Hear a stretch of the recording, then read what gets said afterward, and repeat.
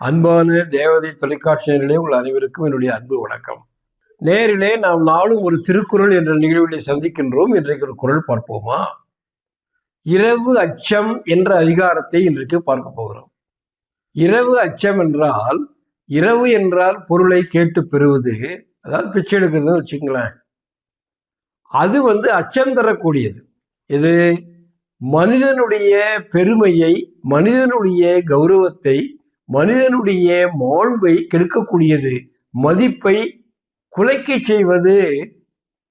ஒரு இடத்துல போய் பொருள் கேட்பது என்பது, இல்லை என்று பொருளை கேட்பது என்பது மனிதனுக்கு ஒரு அவமரியாதை தானே, மனிதனுக்கு ஒரு அவமானம் தானே, அது ஒரு அச்சம் தரக்கூடியது தானே. இரவு அச்சம். இரவு என்பது ஒரு இடத்திலே போய் பொருளை கேட்பது. அப்படி கேட்பதே நமக்கு ஒரு அச்சம் தரக்கூடியதுதான். அந்த தலைப்பிலே இந்த அதிகாரம் இருக்கிறது.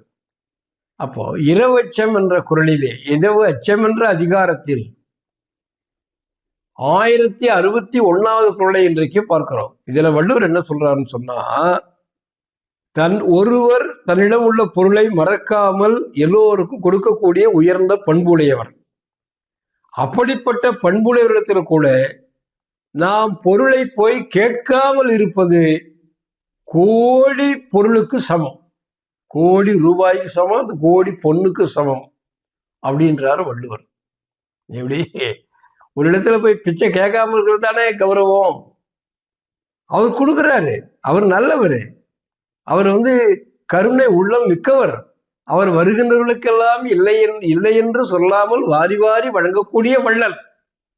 அப்படிப்பட்ட இடத்திலும் கூட ஒரு பொருளை சென்று கேட்காமல் இருப்பது கோடி நன்மையை தரும். கோடி பொன்னை போல, கோடி ரூபாயை போல, கோடி பணத்தை போல என்று வள்ளுவர் பெருமிதமாக சொல்லுகிறார். கரவாது உவந்தியும் கண்ணன்னார் கண்ணும். கரவாது தன்னிடம் உள்ள பொருளை மறைக்காமல், உவந்தியும் மகிழ்ச்சியோடு கொடுக்கும்.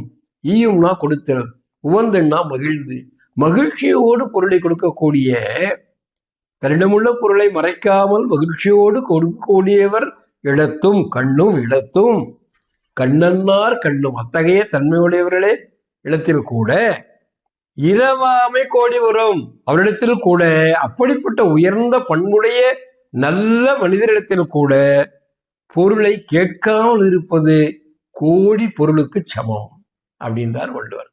இப்பொழுது மீண்டும் குறளை பார்ப்போமா? கரவாது உவந்தியும் கண்ணன்னார் கண்ணும், இரவாமை கோடி வரும். அன்பான தேவதை தொலைக்காட்சி நேயர்களே, நாம் மீண்டும் இதே நேரத்தில் சந்திப்போம். நன்றி, வணக்கம்.